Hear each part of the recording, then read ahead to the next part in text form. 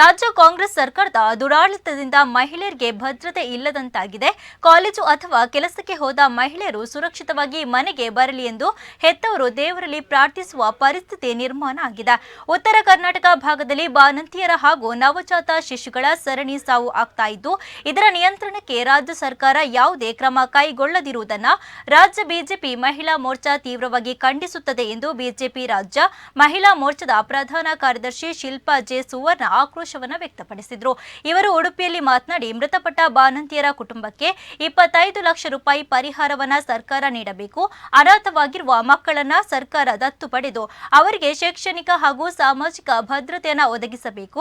ಸರ್ಕಾರಿ ಆಸ್ಪತ್ರೆಗಳಲ್ಲಿ ನುರಿತ ವೈದ್ಯರನ್ನ ನೇಮಿಸಿ ಗರ್ಭಿಣಿಯರು ಸುರಕ್ಷಿತವಾಗಿ ಹೆರಿಗೆ ಮಾಡುವಂತಾಗಬೇಕು. ಅಲ್ಲದೆ ಬಾಣಂತಿಯರ ಸಾವಿನ ಪ್ರಕರಣದ ಉನ್ನತ ಮಟ್ಟದ ತನಿಖೆ ನಡೆಸಿ ತಪ್ಪಿತಸ್ಥರ ವಿರುದ್ಧ ಸೂಕ್ತ ಕ್ರಮವನ್ನು ಕೈಗೊಳ್ಳಬೇಕು ಎಂದು ಒತ್ತಾಯಿಸಿದರು.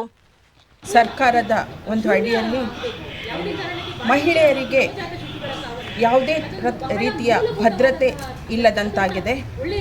ಎಲ್ಲಿವರೆಗೆ ಅಂದರೆ, ನಾವು ಮನೆಯಲ್ಲಿರುವ ತಾಯಂದಿರು ನಮ್ಮ ಮಕ್ಕಳು ಶಾಲೆಗೆ ಅಥವಾ ಕಾಲೇಜಿಗೆ ಅಥವಾ ಕೆಲಸಕ್ಕೆ ಹೋಗಿ ಬರುವ ತನಕ ಅವರು ಮನೆಗೆ ಸುರಕ್ಷಿತವಾಗಿ ಬರಲಿ ಎಂದು ಮನೆಯಲ್ಲಿ ಪ್ರಾರ್ಥನೆ ಮಾಡಿಕೊಂಡು ಕುತ್ಕೊಳ್ಳುವ ಪರಿಸ್ಥಿತಿಯಲ್ಲಿ ನಾವೆಲ್ಲರೂ ಇದ್ದೇವೆ.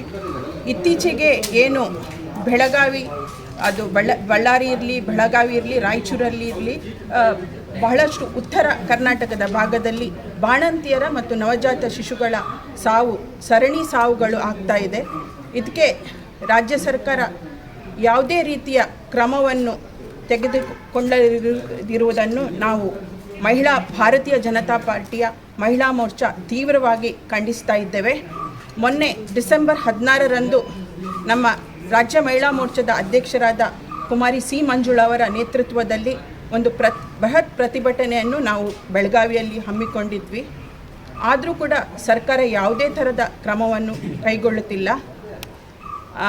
ನಾವು ಪ್ರಸ್ತುತ ನಿನ್ನೆಯಿಂದ ರಾಜ್ಯದ ಎಲ್ಲ 31 ರೆವೆನ್ಯೂ ಜಿಲ್ಲೆಗಳಲ್ಲಿ ಮಹಿಳಾ ಮೋರ್ಚಾದ ವತಿಯಿಂದ ಪ್ರತಿಭಟನೆಯನ್ನು ಪ್ರಾರಂಭ ಮಾಡಿದ್ದೇವೆ.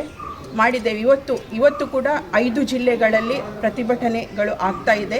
ಪ್ರತಿಭಟನೆ ನಂತರ DHO ಅವರನ್ನು ಭೇಟಿ ಮಾಡಿ, ಹಾಗೆ DC ಅವರನ್ನು ಭೇಟಿ ಮಾಡಿ ನಮ್ಮ ಏನು ಬೇಡಿಕೆಗಳಿದೆ ಅದರ ಮನವಿಯನ್ನು ಸಲ್ಲಿಸ್ತಾ ಇದ್ದೇವೆ.